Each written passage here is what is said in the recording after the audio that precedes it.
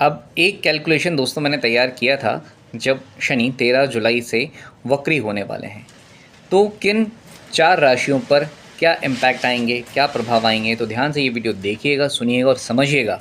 और यदि आपने अभी तक चैनल सब्सक्राइब नहीं किया तो कर लीजिएगा। तो पहले मैंने कैलकुलेशन किया था शनि के वक्री होने पर मीन राशि वालों के लिए। तो 13 जुलाई से 30 नवंबर 2025 तक शनि देव जो हैं मीन राशि में वक्री होकर लग्न भाव में रहेंगे। अब लग्न भाव में होने से क्या होगा, स्वभाव, शरीर, स्वास्थ्य, आत्मसम्मान और जीवन की दिशा में थोड़े से परिवर्तन आएंगे, उतार चढ़ाव आएगा। शनि की वक्री स्थिति इस भाव में मीन राशि वालों के लिए एक गहरी कर्म संबंधी परीक्षा लेकर आने वाली है। आप पर जिम्मेदारियों का बोझ बढ़ेगा और आपको बहुत ही ऐसा महसूस होगा कि ना चाहते हो भी ये जिम्मेदारियां मुझे क्यों उठानी पड़ रही हैं। अपनी पहचान या जीवन की दिशा को लेकर आप भ्रमित भी हो सकते हैं, लेकिन ये आत्मिक और मानसिक रूप से परिपक्व होने के लिए सुनहरा अवसर है। फिर वहीं मैंने कर्क राशि के लिए कैलकुलेशन किया था। तो 13 जुलाई से 30 नवंबर की बात करते हैं तो शनि देव मीन राशि में वक्री होकर कर्क राशि के 9वें भाव में स्थित रहेंगे।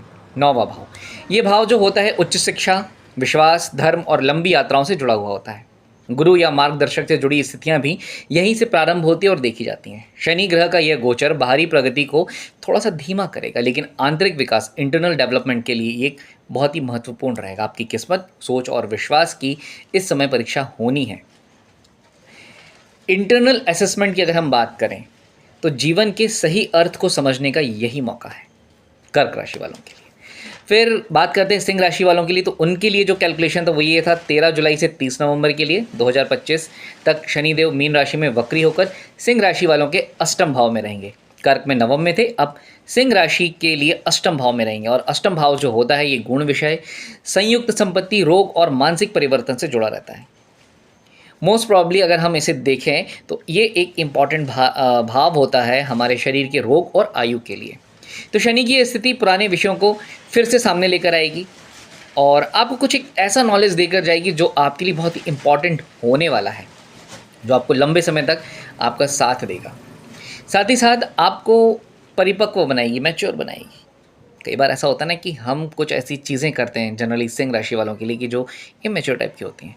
तो थोड़ा सा इंटरनल कॉन्फिडेंस आएगा, गंभीर होएंगे, स्वभाव थोड़ा सा गंभीर रहेगा इस वक्त आपका। आत्मबल, आत्मज्ञान को स्वीकार करने वाले आपको पाठ सिखाए जाएंगे।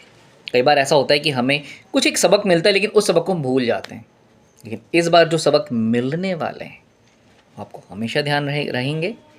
और ये सबक ऐसे रहेंगे कि जिनके लिए आप लाइफ लॉन्ग, उम्र भर सजग होकर चलेंगे कि अब ये गलती करी दोबारा नहीं होगी। तो ये एक कैलकुलेशन मैंने तैयार किया था लगभग 4 राशि वालों के लिए। तो आपको ये कैसा लगा मुझे बताइएगा। और ये सिंह राशि से रिलेटेड था। अब हम एक राशि और, चौथी राशि इंक्लूड कर रहे हैं, कुंभ।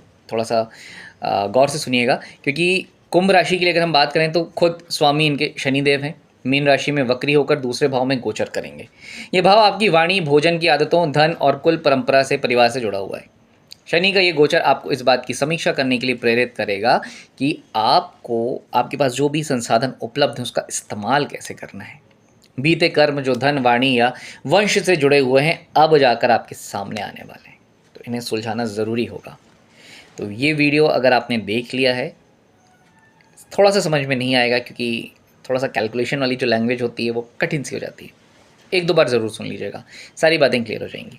वीडियो कैसा लगा, जानकारी कैसी लगी मुझे बताइएगा।